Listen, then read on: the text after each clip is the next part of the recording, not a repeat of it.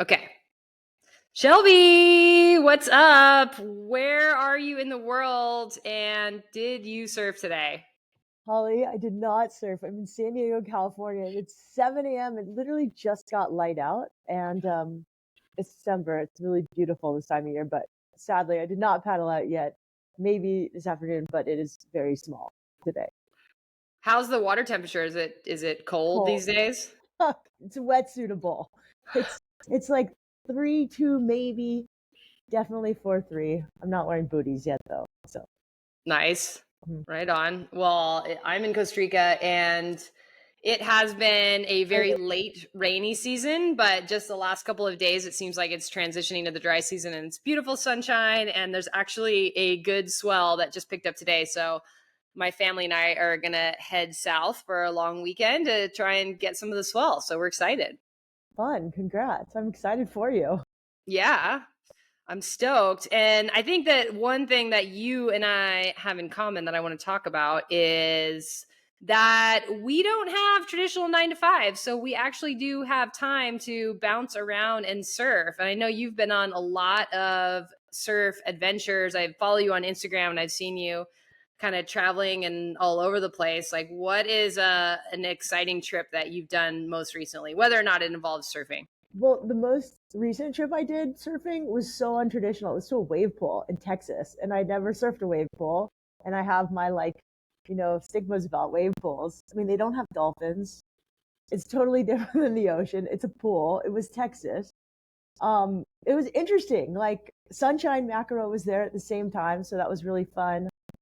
You can improve your surfing in the sense that there's a video camera that actually follows you and watches you. So that was really cool to get good feedback because I'm not used to seeing myself, which is always also depressing because I always think I'm a much better surfer than I am. And I see myself and I'm like flashing gang signs and my hands are doing weird things. Anyways, it was really fun. You catch a lot of waves. Like, I know where you live. You live in a place with good waves and you're also really good. So you probably catch a lot of waves. Sometimes I paddle out in my local break and I catch like 2 or 3 waves and it's a little depressing. But I think I caught 104 waves in 3 days. So that was a lot. And I was exhausted. So that was different. It was fun. Um, yeah, wave pool. Wild. Yeah, how did it we've done the Kelly Slater Oh, wave wow. pool, which is like, you don't get as Amazing. many waves, but the wave is like crazy long. But there's also like, because you don't get that many waves, there's this like intense pressure Yes. that you're like afraid to do something because you don't want to mess it up. So what was it like to be in a wave pool and get so many? Like, I'm imagining you don't feel that pressure. It was terrifying. It was so much pressure because the one in Texas, you get a lot of waves, but you're in a group of four. So there's one person right in front of you, and you need to be if you're number two, you need to be paddling on their butt, and that means somebody else is paddling on your butt. And if you fall or you miss your wave, you've got a board almost coming on you. And I'm not saying this to intimidate people, but it was intense even for me. And I had two girlfriends who came with me. One's more of a longboarder, and she really struggled and didn't catch a lot of waves at all. And she like competes longboarding. Um, I shortboard out front. It was kind of more like wakeboarding to me. Like I have a lot of experience wakeboarding and wake surfing, so I kind of figured it out. But yeah, it was intense. Like I've never felt like, when you surf big waves, it's always, or if you're just a beginner surfer, you have this like kind of stress going out into the ocean because you don't know what to expect. It was like being a beginner surfer or someone out in big waves like the whole time. So I was exhausted at the end of every day. Well, But I'm curious, like, why do you think your longboard friend didn't catch that many waves? Was it just that those waves were challenging for a longboard? Because I feel like I never see longboarders at that wave, like on videos. yeah, it's not really, it's like a kind of a fast, it's kind of like, it would be like taking a longboard out in Nicaragua at that place where you live. It's not like a longboardy wave. It's just sort of a fast, quick wave. You can do a couple turns and that's it. And I think because the pool is so shallow, like your board, hopefully I'm not saying the wrong thing, but like your board could definitely hit the bottom. Like our board at one time hit the bottom. You're in like, you can't see me, but like you're in like a couple inches of water at some point. They do have a beginner friendly wave for longboarding. So if you want to go to Texas, and there's so many wave pools opening up right now. I mean, by 2026, there should be like I'm sure 10 to 20 around the United States. Well, I know with the again, my only wave pool experience was like the That's like Lemoore like the best surf one. ranch thing. Yeah, well, it was interesting because each wave you can set the program. So if you're in a heat with surfers of different ability levels, like each time that somebody has priority, they get to decide, okay, I want this style of wave or Totally. that style of wave. But in Texas, is it like that, or like the whole session is just like the same type of waves cranked out over and over again? You can choose what session. So they have a beginner, an intermediate, and advanced. I like the advanced wave better than the intermediate. It was slower, the intermediate wave, so harder for me to actually catch. And then more people fell. So it's like you had to maneuver around the people that fell. The beginner wave was just like if you just wanted to ride a foamy longboard and you'd never surf. I don't recommend that if you've already surfed. Then they had a pro wave and a pro left and a pro right and an air wave. And my friend's like, don't even touch that unless you want to wear a helmet and like you're not afraid to dislocate your shoulder. So I didn't touch that. Our buddy Sunshine did, and she got an amazing barrel that's on camera. She did like the pro, I think she's regular foot, so pro right, and she got. I watched her get barreled. It was really cool. But I Sick. had no business. I'm not like that. You would be great with Yes, it. We'd have fun. I did actually see that wave of sunshine on Instagram. I don't know if you posted it or Yeah, if I've seen it. if she did, but yeah, that was super sick. I'd love to reconnect with her. It's been a long time, but my so wait, I don't know. Did I ask the question wrong, or did am I not understanding the answer? But so when you go out into a You session, it's can't all know. It's if you're on the advanced session, your wave 1, 2, 3, and 4 are a little bit different, but not by much. So okay. wave But like you and Sunshine, if she wanted the advanced wave, like you're not in the water with her at the same time in like the same like heat or session. you sign up for the advanced wave and you guys go together in that Okay, spot, and then in that spot you're in groups of 4, I and see. then you rotate, and it's really fast. You're not really waiting that much. You like catch your wave, you paddle out, you wait a second, you're back in line, you go in again. It was really confusing. You can watch videos of Waco online and they do a pretty good job, but like it's pretty hard to understand it until you're there. And then Yeah. even when you're there, you kind of have to do it a couple of times. And I had the weird thing about a wave pool is in the ocean, you can see a wave coming behind you. It rolls and rolls and it grows and it grows. In this wave pool, the water is flat like a pool, and all of a sudden the water lifts up and it becomes a wave. So you're not looking behind you, you're listening for the sound of the wave to turn on, you're staring straight and you're paddling. And I imagine like I've actually taught a blind person to surf and it was so terrifying. But you're kind of surfing blind because you're not really looking behind you. And that was the weirdest thing for me.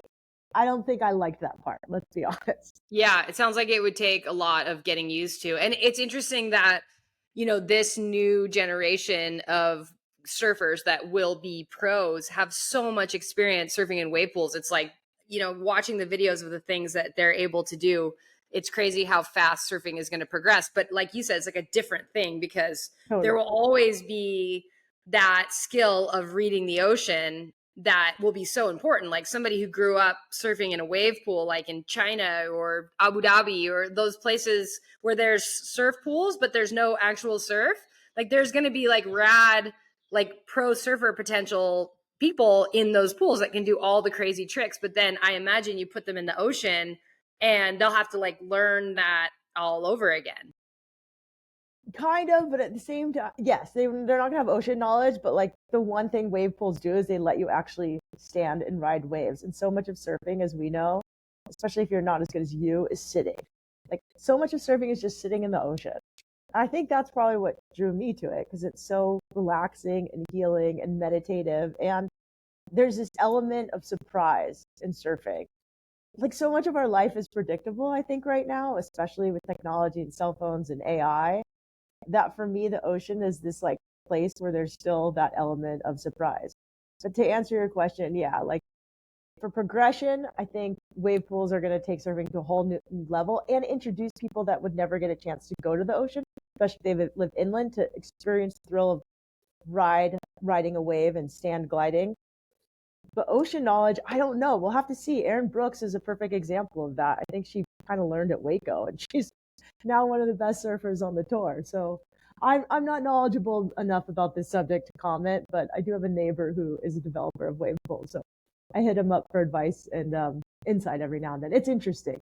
Yeah. Well, it just seems like you're gonna need both, you know? Yeah, Like if you had someone like I know Erin Brooks like has done all her crazy maneuvers in the wave pool, but it's not that she hasn't like traveled and spent time in the ocean yeah, as well. But I imagine if you take somebody who lived in a place who had just like never been to the ocean and they can do like backflips and get barreled in a wave pool, but then you take that person, you go put him at like Huntington Beach or anywhere that is because I've noticed and just like at a place where, like, I was recently in Nicaragua where I don't live full time anymore, but I lived full time for like 10 years. And, it'll be like a kind of a crowded lineup with like really good surfers.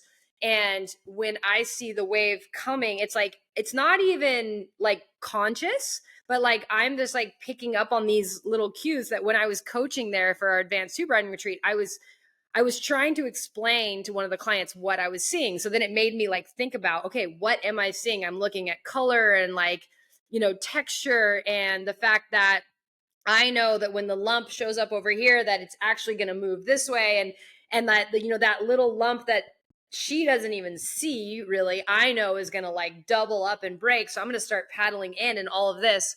And, this is somebody who had been surfing for years but just not at a wave like that. So it made me realize like how much knowledge I have just even, just having absorbed it and having sat out in that lineup for so long and watched it, that then makes me like way more competitive when the waves are good, even than like some guy surfer or whatever that's been surfing way longer that maybe is actually a better surfer than I am. But because I know the wave, I can put myself in that spot. And that's where I feel like even if you get to be an incredible wave pool surfer, like until you spend those years in the ocean, you're not going to build up that mental schema to be able to like predict, because you're basically predicting the future, right? You're seeing that like lump of water and then you're predicting where it's going to be and what it's going to do in the next like 5, 10, 15, 30 seconds. And the only way that you can get that knowledge is by watching the ocean and surfing a bunch of different breaks to be able to, guess at where you need to paddle and how fast you need to paddle and which way is going to be a good one. yeah. I think you're right. I mean, unless technology, I'm sure the next evolution is going to be like VR headsets where you're getting barreled and you can feel it and you can be scared of the drop and you actually have to pop up. I mean, and then you actually have to pop up on a board that's wobbly. Like, who knows? Anyways, That sounds fun. I was just, my boyfriend was telling me about his friend that has like a golf simulator cool. where it's like a screen, it's like a Yeah. thick like screen, and you actually like swing your golf club and hit a ball, but like you hit it as hard as you can, but you can still do it like inside because the screen like absorbs the pressure, and then it like tells you, and you can Tell you how program in far like you went and you watch the ball go a certain amount of yards. Yeah, yeah, I I'm mean, like, maybe this is like everybody knows about this, but I don't live in America, so I was like, yeah, what? That's crazy. it's a big thing in America. And there's like total golf. It's pretty fun. I actually just learned how to play golf last year. It's fun. But there really is nothing like the ocean. Like there is nothing like being in the water and all of a sudden seeing a dolphin leap, or having to sit there for a while and like maybe not catch waves. And then all of a sudden a wave comes. And then I like talking to people. That's my favorite part about surfing. Like which you can do at a wave pool, but it's a little bit more hectic. Yeah. Trying to go. Yeah, in that case, you're like chatting with people like while you're waiting for your heat to start, I Yeah, imagine. exactly. Well, I want to get into hearing more about you. So tell me about your story. Where are you from and how did you get into surfing? I'm from San Diego and I grew up in Cardiff by the Sea, California, and I just loved the idea of surfing. I was a boogie boarder and I thought that was so fun. My parents would take me to the beach and I had like a banana sized foamy boogie board buy from Price Club, which is now Costco. Price Smart, you have that. Same people who own Price Smart. They sold to Costco in America but kept the rights. Anyways, yeah, I loved it. I loved the thrill of riding the ocean. And then I grew up in Cardiff. And so Mrs. Machado, Rob Machado's mom, was my teacher when I was in third grade. And a lot of people surf that were guys, but I didn't know any girls that surf. And I ended up getting to go to this summer water sports camp every summer, where you could take water skiing or sailing or surfing, but not many girls ever took surfing, so I was a little intimidated. I started with water skiing. And just to digress a little bit back, my grandma lived in Waikiki, which was awesome. She was like 80 years old, wore a bikini, was wrinkly as heck, put baby oil all over her body, Siggy in one hand, Mai Tai in the other. Probably not the best mom, a little bit of addiction there. Great grandma, really fun. Lied on the beach at the Outrigger Hotel every day and paid the Beach Boys money. And so my very first time surfing was actually 9 years old in Waikiki on a big red longboard. Someone pushed me into like a inch wave. I stood up straight, feet like straight, butt in the air, bent over in half. And I thought it was the greatest thing ever. And the guy taking my picture was literally standing the same way because he was an early stand-up paddler. They would just stand on top of big longboards with one paddle, with an outrigger canoe paddle, and take pictures with those disposable Kodak cameras. And I still have that picture. And yeah, so then I went to these water sports camps back in San Diego, and this summer I turned 12. My dad had passed away suddenly of a heart attack. And all of a sudden, my mom was a single mom, and she taught at San Diego State. And this water sports camp was owned by San Diego State and UCSD. So kids of professors could go to a reduced rate. So my mom pretty much used that camp as babysitting. And I always had guy instructors, and they were great and gorgeous and fun. And then one day I had this girl instructor named Izzy Tihani, and she was fun, and she taught SAT classes. So my mom liked her, and she spoke fluent French and Spanish, of course, English. And like, she was just really fun. She partied. The guys liked her. She was smart. And I just thought she was the coolest thing ever. And so my mom, when she would go out of town, would let Izzy babysit me and my sisters, who, we were too young to stay with ourselves. And that's kind of how I learned to surf. And then my mom ended up remarrying to this great guy, my stepdad, who just had the golf party where we did the golf simulation swing for his birthday party. Epic. And it was amazing. The whole party was at one of those places.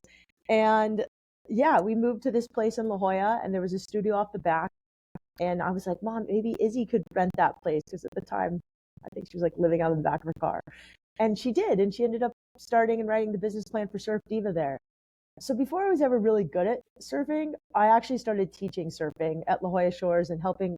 Back then, when we taught surfing, we just pushed people into waves and whitewash at La Jolla Shores. It was so new, and it was really fun. And I really loved the thrill of helping other people catch a wave as much as I like catching my own. No, that's not totally true, because one time when I was 19, I got sent to Mexico to go teach surfing. And it was with another camp. And I, after like 4 days, got woken up and with a plane ticket. This was my first job ever out of high school. Plane ticket saying you're going home. And I was like, what do you mean I'm going home? Apparently I caught too many waves. I never surfed waves that good, but I was having more fun like catching my own waves than teaching. So anyway, but then I went back to being a good teacher. So that was my story. On the side, I always was a journalist. I've always been obsessed by people who are interested in adventure and have taken this path less traveled. And I started writing pretty much after my dad died, like writing even before, I would say, but writing as with surfing was really cathartic and helped me process my feelings in a way that I could like see them. I think in the ocean, I didn't know how it helped me heal and how it was cathartic. Looking back now, I realize that I grew up in kind of a high energy, sometimes chaotic family, and the ocean was really calming, and also it was really fun. And so it was a way to kind of get out, but also like chill out. Everything I did I was a soccer player, very competitive. I was, very good in school. I always got good grades. And so the ocean was more of where I played, relaxed, and could chill. So yeah, I ended up writing, and I wrote about adventure for a local newspaper starting at age 19. I went to school for journalism, got to work at CNN. Out of college, had this awesome job with Vans for the Vans Warped Tour, which is coming back this year. And, back then it was 2002, and I had to my job was to be a blogger before it was called a blog. So I was basically doing an online diary. This is like post Doogie Howser, but pre-blogging. Every day I would travel on a tour bus. I shared a bunk with Steve Van Dorn, whose dad founded Vans. And I would be at a music venue, which was really just a parking lot at a fairground stadium. And I'd wake up and I'd go find a story to write about, and I'd take 100 pictures, and then I'd have to send them through a dial-up phone connection. It took a minute per photo to send, so I'd like do push-ups in between. But the hardest part of my job was finding a phone jack to connect my phone line to send the stories. It was just very adventurous summer. Um, that kind of ruined me as being employable for the rest of my life, because that job was the most fun job I had ever had. Every day I was kind of my own boss.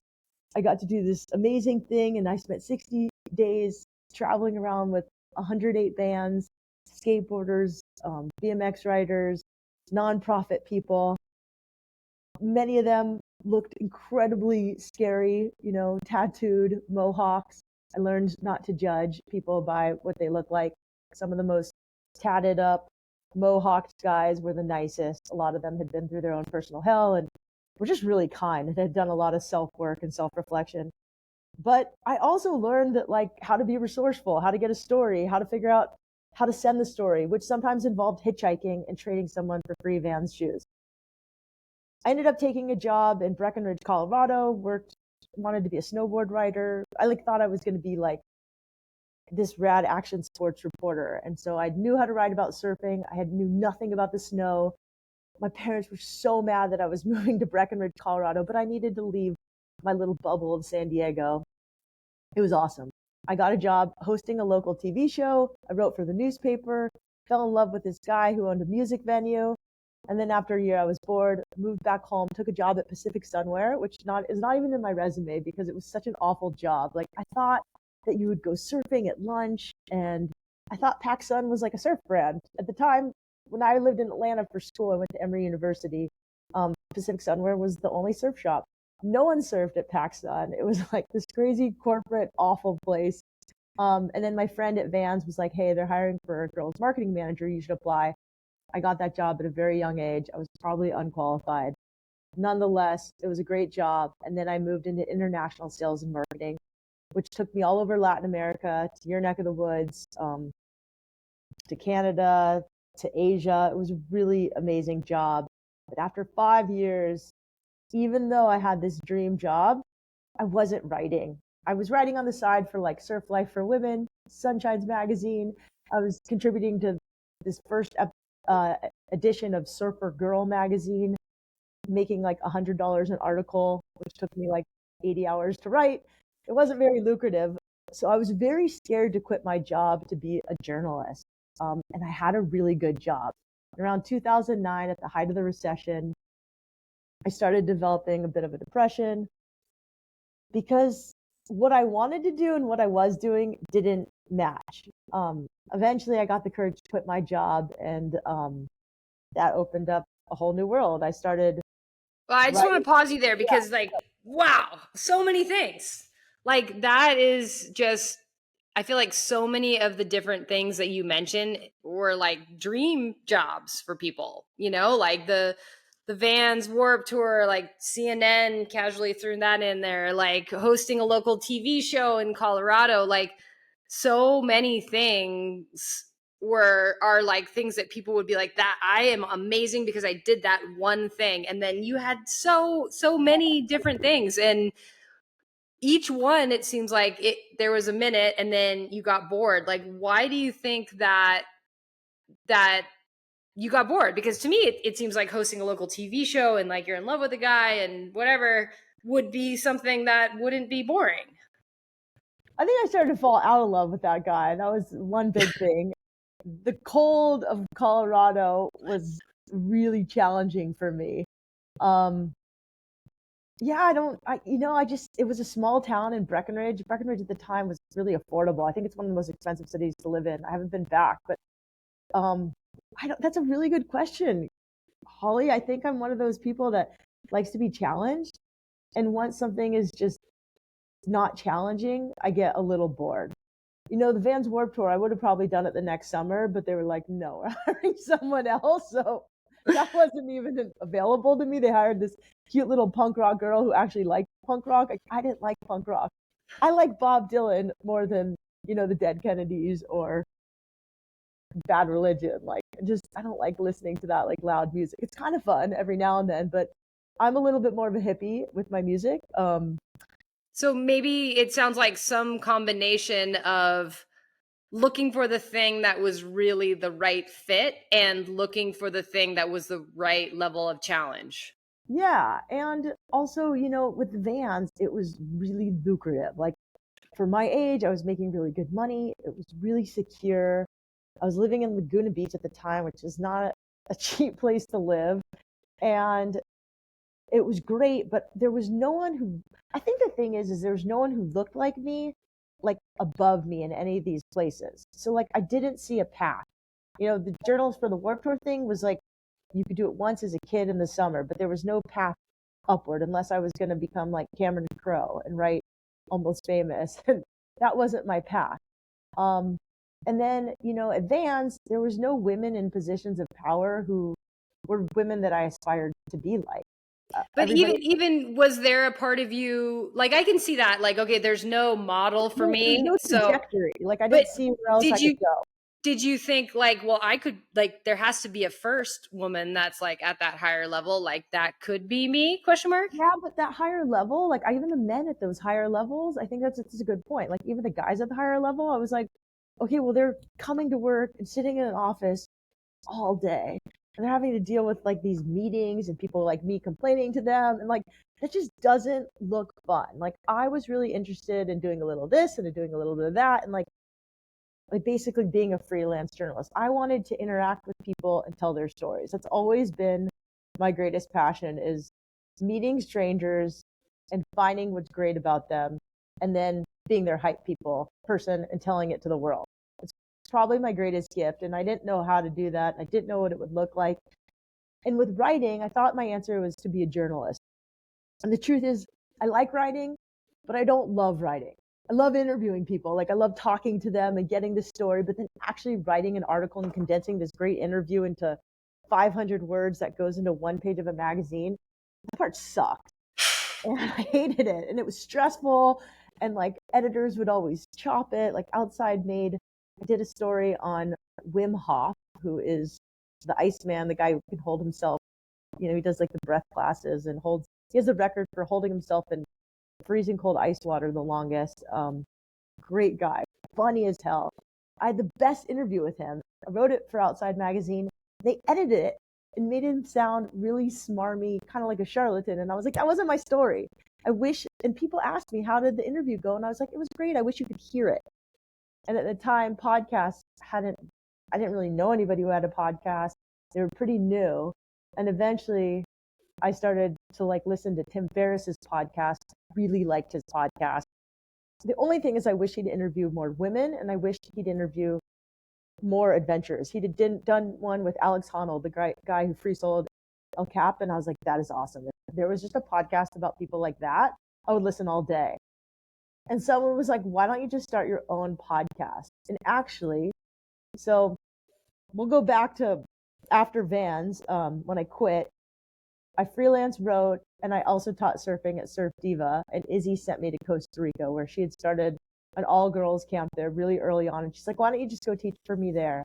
And I was like, Izzy, that's so irresponsible. My mom would kill me. She sent me to Emory University, like paid for this good education. I can't go do that. And she was like, Shelby, that's why you quit your job to go do that. You can use Skype or figure something out from there. And she was absolutely right. And so when I was in Costa Rica, one of the guys I taught to surf was the president of NPR. And he's like, you should do a radio show about adventure. And I tried really hard to pitch NPR radio show about adventure. And he was like, no, the election's happening. After the election, maybe get back to me, whatever. It never happened. But he kind of planted the seed of an idea to do something with my voice about adventure. And that led to the podcast later on. Amazing. That's so cool. So from going to Vans and like actually quitting your job, um Like, what was that like to actually do? Like, I imagine Oh, that your friends and family were like, "What are you talking about?" Like, it's this is like around the recession time, and having a corporate job, and not even just like any corporate job, but like a cool corporate job. I mean, we're talking Vans. It's like it one was of the cool. most cool companies out there, with the mix of like they're legit. It's not just like a little surf company, but it is also a surf skate company. Like, what was that like? Like, did you have any doubts, or you just felt like this is the right thing to do and I'm going to do it? No, I like hemmed and hawed and cried, and I I became a little destructive. Like I was really upset. I mean, I planted this idea to other people, and I told them like I kind of want to quit my job. And a lot of people said they wanted to quit their job. It wasn't just me. Like at the time, you had to go into an office, and I lived in Laguna Beach, and Vans was at the furthest northern part of Orange County. It required almost an hour commute each way. 2 hours of my life, 8 hours of my week, every day just sitting in a freaking car, which there's nothing I hate more than like sitting in my car in traffic. It feels like such an unproductive waste of time. There wasn't audiobooks like easily that you could get on your car. There wasn't podcasts. Like it was just sitting in traffic. And you couldn't work from home. I tried that first. If I could have worked from home, I would have stayed. That's So I what was I was just about to ask you. Like, if you could have worked for home, I would like, have absolutely done it and but stayed. do you think that that Never would would have? have had this life. Yeah, I was wondering, like, do you think that that would have lasted as long, or like, was it really the commute was like the biggest thing, and if you didn't have that, like, would it have maybe just extended your time there? I Because it think seems like, you're right. You're right. It would have just extended my time. I still would have been like, there's something else I'm meant to do. Like I want to write. I want to tell stories. I don't want to be on someone else's time. so then I got in that transition into like you made the decision and I want to tell these stories, like I think that for a lot of people who have the secure job and think I want to do this other thing, but then there's that like financial jump and leap of faith. Like did you build up savings to where you felt like, okay, I'm good for like a year, or I'm good for 6 months, or was there like a fallback plan to support yourself financially while you started pursuing the passion? I mean, kind of. So the truth is I was younger. I was 29, so my financial threshold of what I needed was a lot lower than what I would need today if I quit my job. At the same time, like I was a little naive, and I think that actually was helpful. But most of all, I got so depressed, and to the point where I would go running until I injured, a body part. Then I started swimming, and then I injured my shoulder, and I couldn't swim. And I tried to exercise out this depression. I didn't understand it at the time. No athletes were really talking about depression. It was embarrassing. I couldn't tell my boss that I was depressed. I mean, now people, my coworkers tell me they're depressed. I'm like, what? Like, I could never have said that to my boss. Like, he would laugh. Like, he would just been like, okay, weird. Go deal with yourself. Like, you just didn't talk about mental health. And so I didn't really understand it. I was embarrassed. Depression and mental health illness ran in my family. I was like, it's not going to happen to me.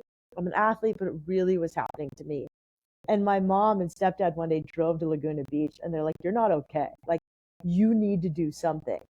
And so what I did was I think this is really important. If you want to quit your job, I think it's really important that you try your other life out and see if you actually want to do that thing.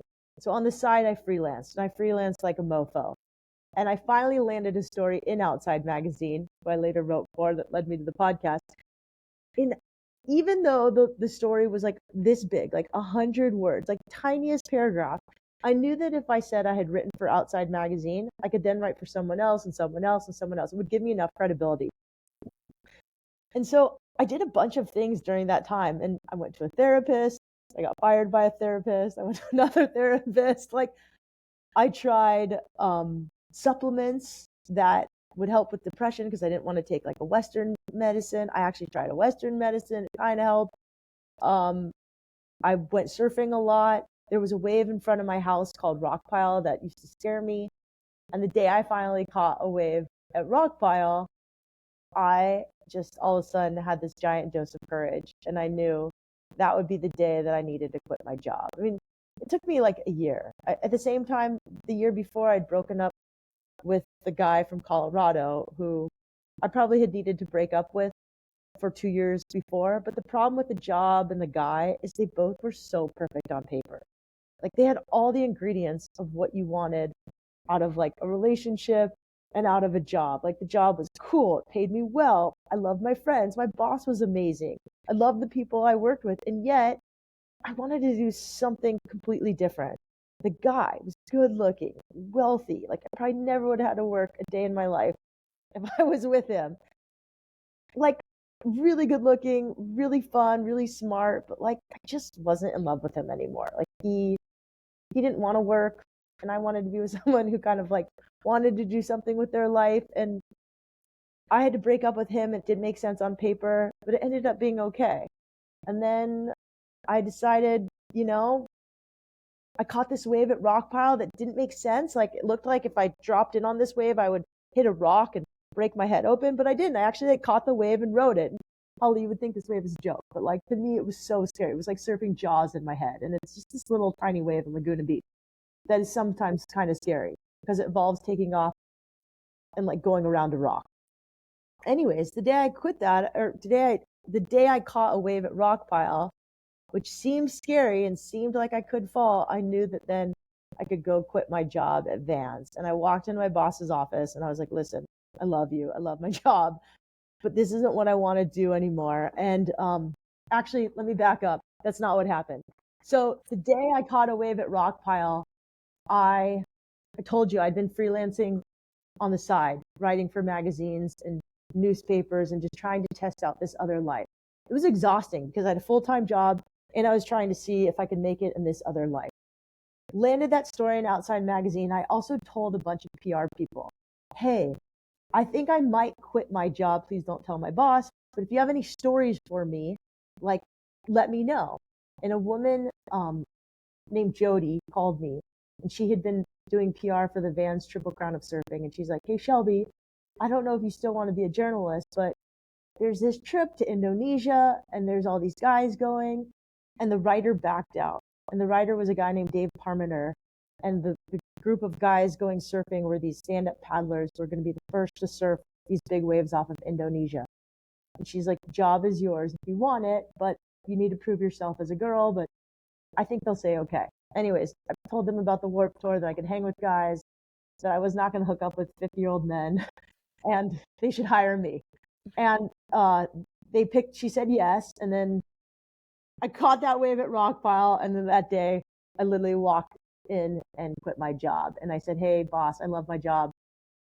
I'm going to quit, but I'll give you 3 months notice. So first, I'm going to take 2 weeks off and go to Indonesia and go surfing. And if you'll let me come back after, I'll train my replacement, etc.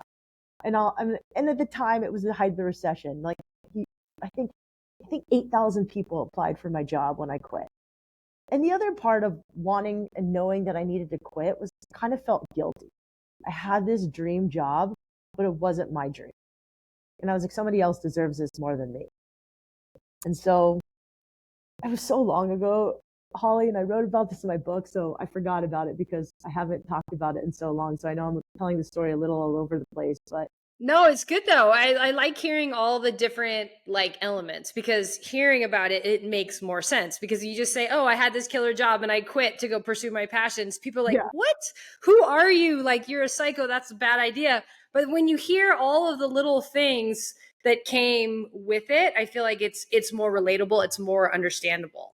Yeah, I mean, I cried. I was upset. It didn't make sense on paper. And I think that a lot of people listening have a decision they need to make that they know deep down they need to make, but it doesn't make sense on paper.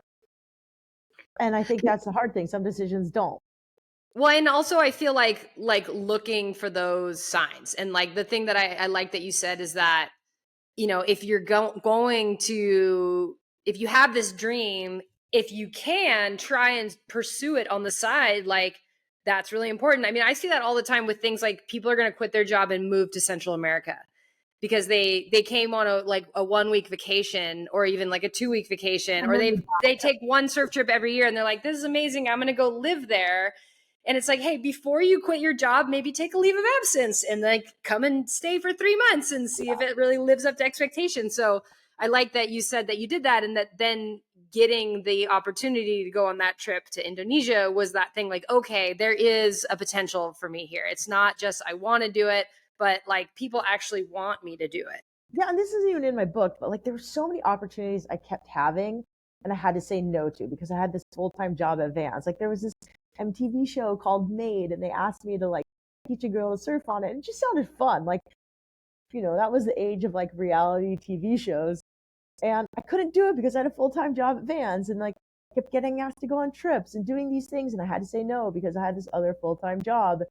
And I was like, I finally want to say yes to these other things. Which meant leaving behind a stable corporate paycheck. And you asked how much I had saved. I had 20 grand saved. To me, that seemed like a ton of money. Yeah, as a 29-year-old, that's pretty solid. It seemed like a ton of money. And I was making like, and I think I had like a job where I got like $2,000 a month retainer. And I mean, when I went to Costa Rica, I think I made $500 a week and I lived like a queen back then. $10 could get you a steak and rice and beans and maybe lobster too and patacones. Like I lived large. And that is no longer the case. I don't know if you've been to Costa Rica lately. I'll get you a beer now. So yeah. It's changed. And I feel for kids because I'm like, man, I quit my job even young. Like when I went to Breckenridge, Colorado, I paid $700 a month for a place I rented with another guy that I had just met, like on a friend of a friend introduced us. We shared a little place and we were like a 4-minute walk to the chairlift. Like if we walked slow, like we could throw a rock and hit the chairlift from our house. And you can't do that anymore. And I think that's a shame. I think when you're young, you should be able to be a surf bum or a ski bum or live in a town where there's nature and be like a ski guide or a whitewater rafting guide or a surf instructor, because those are like some of the best jobs you could absolutely have. Like, as a surf instructor, not only do you get to make a difference in someone's life, but like it's also great for networking. You don't know who you're going to teach to surf. And also you have a lot of responsibility as an outdoor adventure guide or a surf instructor. You have someone's life in your hand and you're responsible for making some of their biggest, most memorable experiences happen. Like when someone catches their first wave, that is like top 25 bucket list item for them. And you were part of that. And I don't think there's a lot of jobs you can have like at a young age or at any age where you can do that unless you want to become like a doctor or an EMT and you can save someone's life. Like, and even as a surf instructor, I think it is a job where, you can save someone's life. Like I know I've had students who were really depressed or in a bad spot. They took a weekend clinic at Surf Diva and it completely changed their life and maybe saved it, changed the trajectory of their life at least. And I know you've had that experience too. So yeah, I think it's interesting to think about how things have changed, and I wonder if any of the advice to it sounds like the general theme of your story is that like even when things look perfect on paper and you have like the dream relationship or the dream job, like if you're not happy and your needs aren't getting met, then don't stay in it, particularly if you've done the things, you have a little money saved up and you've tested out like the plan B situation, then yeah, like look for that sign from the universe, that scary wave that you can overcome that gives you that confidence to like do it. But does your advice around those kind of things, whether it's, pursuing a passion or entrepreneurship, does that change in the current environment? I think it's harder in the current environment. Like I tell people to really know what they're doing. I think the cool thing is one, now you can work remotely. So you can be in a job that you don't love, but if you're getting paid, then you can go do that other thing on the side. And like, there's a perfect example of a kid that went through a nonprofit program I'm involved with called Outdoor Outreach. And he's always wanted to be a pro snowboarder. He literally grew up homeless and he's just been trying to make it. And he's had to work at sushi as a sushi chef and like at restaurants. And he lives in Utah and it just hasn't really worked out. And someone was like, just go be a nurse. You work 3 days a week and the rest of the time you can snowboard. I'm like, I don't think that's bad advice now.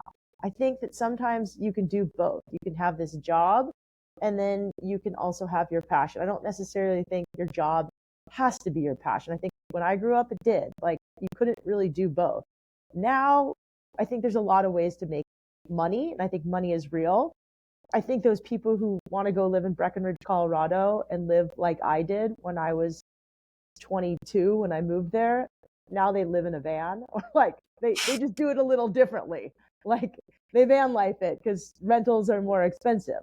Or maybe they're a ski guide and the mountain provides housing. I don't know if all mountains provide housing, but I imagine some do.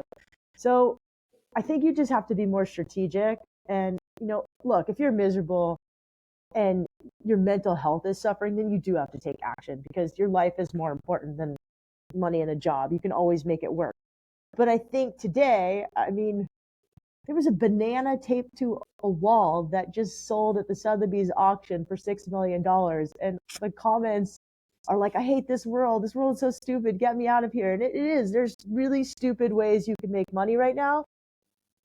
But there's stupid ways you can make money right now. So what I'm saying is there's a lot of ways to afford your life right now today that there weren't in 2009. You just have to be smart and know what you're doing and have faith in yourself. I think that's the biggest thing is eventually you have to believe in yourself and you have to invest in yourself. Like, one of the things I did when I quit my job was I took these classes. Like, I took a class on how to pitch because if I was going to be a freelance writer, I would have to pitch or I would starve. And I got really good at pitching. And that has served me time and time and time again. Now I want to go make more money. And I recently invested in myself to take a financial math class. And I invested in golf. Like, these are things where like I could make more money having invested in them, and they're fun. Before I started my podcast, I invested in a class, an entrepreneurship class where day one, I wrote my business plan. And the last day of class, which was only 3 months later, it was a fast program. I had to launch my business and present it to a team of investors. In my case, I needed to have my podcast launched in 3 months. So 3 shows, a trailer, and like be ready to go and have some sort of marketing plan. If I didn't do it that fast, I might have had paralysis by overanalysis and overthought too much and not actually started. So today I would say you got to invest in yourself. You got to believe in yourself. And like, there's just a lot more ways to make money and make it work than there were in 2009. So similar advice, but I don't know. Everybody's different. People call me pretty much. I get a call at least once a month by someone who wants to quit their job and wants me to tell them what to do. And they already want to quit their job. They just want me to say, it's okay. Quit your job. Seeking your permission. Yeah. It's so funny. So what are you working on now? What has you, I mean, we've been through such a journey of things. What are you doing right now that makes you excited? I am cruising and it's really nice. Like, I would say for the first time in my life, I'm really cruising. Last year I was pimping this book and it was rewarding and also a little annoying talking about myself over and over and over again. I mean, I like talking to other people about their stories. So that's what makes me the most happy. The REI podcast, the podcast I sold to REI, is kind of on autopilot. We have a really good team. We've really found our rhythm and it's really fun. I interview people that I wouldn't often have ever even thought of. Like, last week I interviewed a woman who was the first woman to cross Antarctica the fastest. And when I called her, she was living on a private island in Iceland that her family and 7-year-old had just moved to. And she couldn't leave because like the seas were too big. It was just the craziest story. And the week before, I interviewed this 78-year-old woman who's a marathon ocean swimmer. And I asked her what she eats on these like long swims because, usually people have goos and gels. And she's like, oh, I just tap my maple tree and bottle that up with a little bit of water. And I was like, how do you train for the cold? She's like, I just swim in the cold water in Maine. Like she had the most simple training plan and she has 8 Guinness records and she wasn't like doing all these. I think right now, especially if you go on Instagram, people are doing these like crazy things. They're telling you like, eat protein, don't eat protein, like train really hard, don't train hard. You need to lift heavy weights. Like there's so much messaging right now in the world that's really refreshing. to interview people who just go out in nature, do their thing, and they absolutely thrive. So that has me really excited. The second thing is my mom just wrote a book on aging, and she asked me to do her PR. And I really like doing PR because it's fun, but my mom is so annoying. It's so funny because she's a really demanding client, and she's also really adorable and really lovable, and she misspells text messages, and it's just hysterical. So she's convinced me to do a book signing with her in front of our favorite grocery store, Seaside Market, in 2 weeks. And I just think it'll be fun and joyous. I've been spending a lot of time with my niece and nephews. They're 9-year-old twins and an 11-year-old girl. And then there's a 18-year-old nephew. He turns 18 in 2 weeks, who's coming over to come surfing with us in a little bit. And then recently I started volunteering again. And I think so much of my life has been about like me and my book and my podcast the last year that it's really awesome to go out and give back. My middle sister is an entrepreneur, and she thought I was absolutely crazy for quitting my job. She thought I was kind of stupid for starting a podcast. And then she quit her job, her very corporate job. She'd gone to Stanford, like really smart, really like regimented, had her whole life planned out, quit her job to start a boxing fitness concept studio, kind of like Soul Cycle, but with boxing. So you dance and you hit a bag, you don't get hit back. And now she has 127 of these around the world. Anyways, she is amazing. And in this point in her career, she started volunteering, and she started volunteering with this organization called Defy Ventures. And they teach entrepreneurship in prison. And she told them, like, hey, do you ever do it in San Diego? They said yes. They happened to be doing an activity, which was going to be day one of this class that they do in prisons, the day before my mom's birthday. So she drove down. My mom, my middle sister, and I went to Donovan State Prison, which is in Otay Mesa near the border. We didn't really know what we were getting ourselves into. What we got there, the lady, we had to like not take in anything, no cell phone, couldn't wear a Garmin watch, nothing, had to dress a certain way. There was quite a bit of rules. She said, hey, a lot of these guys haven't seen visitors in a couple of years, some of them even. So they're going to be excited to see you. And we were like, okay. So we get there, they walk us through like lots of security, 3 barbed wire fenced gates, like gate, lock, lock, lock. We get into the yard. The yard is like straight out of a Hollywood movie. You know, there's guys with tattoos all over their heads, teardrops under their eyes. Like, I've never seen people who look like this. Like, I was on the Warped Tour. That's like, there's tattoos, but this is a whole other level of tattoos. It was a little bit racially divided. I was a little confused. There was a cool mural. And we go into this room where there's the phone, like you see on TV. Anyways, we did these exercises. We ended up getting to talk one-on-one with a bunch of who we call now entrepreneurs in training. It was their first day of class. And the goal of Defy Ventures is they teach incarcerated people how to start a business. I mean, if you're in prison, you tend to have a lot of traits that an entrepreneur would have. You're obviously inventive. You have to be able to survive in prison. These guys are very smart. Many of them you learn after spending time with them. Most of them are really products of like how they grew up, and they made one terrible mistake. I mean, even at the women's prison, my sister was at a women's prison, and she's like, Shelby, this girl was from San Diego. She was from one town over from us. And she got caught drinking and driving and accidentally killed someone when she was 20. And she's in there for like years and years and years. And if you're a woman and you want to buy a tampon, it's $14. And you make 29 cents an hour, 39 cents an hour doing your job. So like you learn all these things about prisons that are just crazy. When we were at the men's prison, many of these men have done so much self-work and read so many books and spent so much time examining their lives because there's not much else to do but work and study yourself in prison. They were more awake than most people I talk to on a daily basis.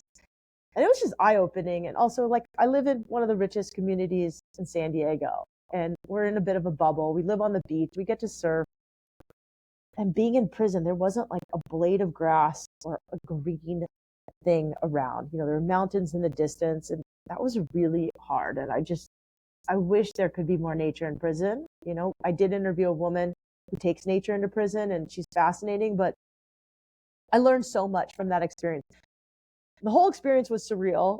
By the end of the night, 45 of the men got in a circle with us. There was like maybe 10 of us volunteers, and they put my mom in the middle and sang happy birthday to her. And she, was turning 78 the next day. And like, I wish I could have taken video because it was very surreal. And, you learn that most of the men that were in our cohort were convicted of murder. And it was just, there's this Nelson Mandela quote that says, something about like, it shows a lot about your society, or the way a society treats its lowest members says a lot about them. And, the US has 25% of the incarcerated population, and we spend like $126,000 a year on each prisoner. And there's like a 68% recidivism rate. So when they get out, 68% of them go back in. The guys who go through Defy Ventures, there's a 2% recidivism rate. So most of them get out, they stay out, they start a business. A lot of them have cleaning companies or tattoo companies. And, it's like, and it's a nonprofit. So it's not being paid for by the state. So anyways, it was just eye opening. It was really good to, one, give back, but to be around people that I normally wouldn't be around. And I think because of like technology, we're really able to like silo ourselves into small groups and not have to interact with different people anymore. I mean, a lot of kids are getting homeschooled, so they don't have to interact with, when I went to school, there was like bad kids, weird kids, autistic kids, kids with, I don't know what the correct word is. Kids with all sorts of different kinds of learning disabilities, kids of all races, and you had to interact with them. And they weren't necessarily people that were like you at all, but you were forced to interact with them. At my local post office, there's a woman who's really autistic, and she's awesome. And I remember when I was like trying to ship a bunch of my books at first, I didn't want to get her in line because I immediately made a judgment about her. I just assumed she was slow and different, and she wasn't going to get my books to Canada where I needed them to go. I ended up getting her. She ended up making fun of me and being like, "Hey, you're retarded. You don't know how to use the post office." And I was like, "What?" She's like, "I can say that. I am retarded." And I was like, "That's fucking awesome." We became good friends, and I never would have met Liz if I hadn't had to go to the post office. And so I think we're living in a time where like you can be very segregated from people different from you. And so I don't know, for me, interacting with people really different from me and being of service has been, I've tried every health hack there is. I've fasted, I've gone vegan, I've done paleo, I've not really done carnivore, I've done ice baths, I've done sauna, I've moved to Costa Rica. Like, all these things are awesome. But I think the one thing that has improved my happiness the most lately, the biggest health hack, has been, volunteering and getting out of my comfort zone with other people that are different than me. I'm sure Amazing. that might sound inappropriate, but I don't mean them that way. Like, yeah. So anyways, yeah, I'm going to get more involved with Defy Ventures. That's the name of the organization that teaches entrepreneurship in prison. Last week, I went to an event in LA where the guys had graduated. It was their graduation from LA, and they were out of prison now. And they were pitching Shark Tank style to all of us. And then they had a graduation ceremony, and some of them had never worn a cap and gown in their life. And it was like so emotional, and their families were invited. And it's just a really well-run organization. Anyways, there's a lot of needs that the world needs right now. And I think a lot of us are scared about the political climate. And whenever anybody tells me that they're scared about the political climate, I get it. But I think the best way to handle that is like, and if you're scared or stuck in your own life, is to kind of get out of your own head and give back to someone else. Like, there's always someone who actually needs you more than what you need. And I think that's important. I mean, you live in Costa Rica, so you see people who are very different than you, who live different lives. You've traveled. But if you're in the United States, there's a lot of ways to give back and get out of your bubble. Yeah, awesome. I mean, I think that like really ties in everything together. It's like, even if you, like what you were saying, if you're feeling stuck at your job or uninspired, getting out and interacting with other people can, number one, either like continue you on that path of finding the thing that does fill your cup in that way, and at the otherwise maybe you feel a little bit more grateful for what you have because you realize that it's not just all about you, and there's a whole bunch of different people out there living in different ways, and yeah, it gives you either the opportunity to choose a different way or go, maybe I'm good with where I am, but I'm going to spend my time volunteering. So either way, it's a win. And if you're a mom, like I get it. Like I can't only imagine, Holly. Like I was full-time auntie for like, a couple hours on Friday night and I was exhausted. Like just giving to your kids is also a thing. And a full-time volunteering job, it feels like. It is a full-time volunteering job. I'm not receiving much grant money. I need to like write my nonprofit business plan and give me some grant money to deal with these little psychos. There should be grant money for parents. Like, and I can tell you that I went surfing after that experience, and surfing has never felt so good as when I walked out of the walls of prison. Like it was wild. I'm sure if you tuned in right now, you'd be like, Shelby went to prison? What? I've not committed any crimes yet. So, not that you've been caught for anyway. I'm a pretty big nerd. I like to follow the rules. Okay, so where are you surfing next? I'm actually, our car is pretty much loaded. Just the only thing I have left to pack is my computer that I'm using right now and everything in the fridge. But yeah, I'm picking up my son in a couple of hours. My daughter stayed home from school sick today, and we are headed 3 hours south to our other home. It's our like feral scorpion infested jungle home where our cat lives, and we're gonna hang out with the kitty cat and surf some really good waves because there is a pumping swell that already started picking up today. I took the dog for a walk down at the beach out front, and I was like, maybe we should have gone yesterday. No, it's fine because it's going to be there for a few days. So yeah, I'm excited. It's a real thing, huh? Like I'm really trying to lean into JOMO because I have like, if it was good surfing, I freak out, like beat myself up, like, why didn't I go out? It's not always good the next day, but I get that. So are your kids surfing with you there? Like, are they out? My daughter is 100% capable of surfing. She knows how to surf and she's pretty good at it. She doesn't always love it. So we'll see if she gets in the water this weekend. She said she will, maybe, she told me. But my son is super excited. Like he likes school, but he's not like, overly eager to go to, he's not like, I am so excited to go to school today. Although today he was, because he knew that he was getting picked up early and we're going to go surfing for a few days. So yeah, we're excited. Where we're going, there's some like kind of bigger, more powerful waves for me. And then there's some like really cute, user-friendly waves for them. So I will like Dawn Patrol and then come home and then on the higher tide. So I'll take them out. So I'm looking forward to a few days of family time and surfing. Amazing. Well, thanks for having me on. We're going to be in Costa Rica end of January, but sick. Our little favorite overpopulated, crazy rundown. Right. For a spot. Good for you. Go join them there. We'll join the crazy, and it'll probably be flat and rainy, but not rainy, but just flat and hot. But hopefully there'll be some waves. And I got a new board, so I'm excited. Sick. Okay, so on the rack, it's this blue thing. It's cute. Really, it looks weird, but it's this Tolhurst. The fish? No, it's next to the fish. It's like baby blue, and it's kind of like pintail with weird channels, and it's meant for. It's a 6'8", but it fits into a 6'2" board bag, so I don't understand how that works. Anyways, has a lot of rocker, and it's for like, it would probably be really good for that break in the south where you're going right now, is what I'm thinking. Nice. Yeah. Awesome. Yeah.